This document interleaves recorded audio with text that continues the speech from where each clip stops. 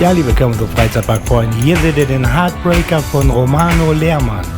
Hersteller ist die Firma Fähtz aus Deutschland und Typ Twister mit Hollywood-Gondeln.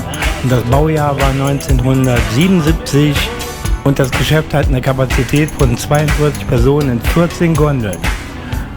Übrigens, der ehemalige Name war Super Swing und Dream Dancer. Und es geht los.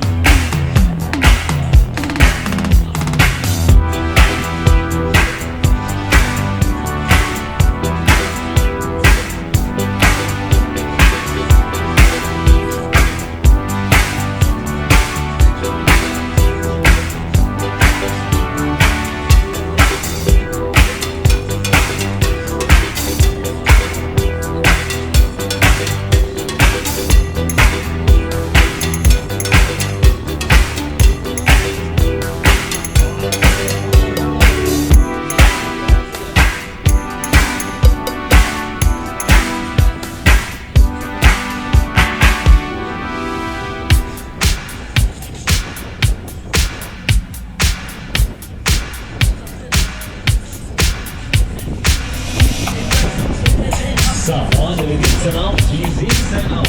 Könnt ihr noch? Wollt ihr noch? Ich kann mal nicht hören. Wollt ihr noch mal?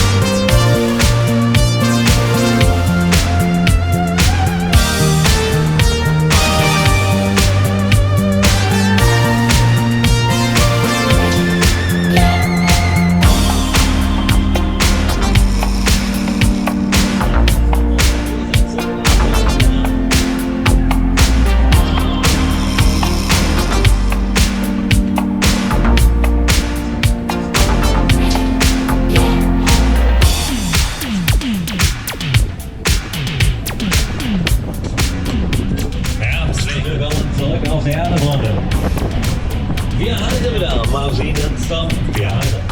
Bitte sehr. Hier, so, bitte, jetzt an der Kasse lösen.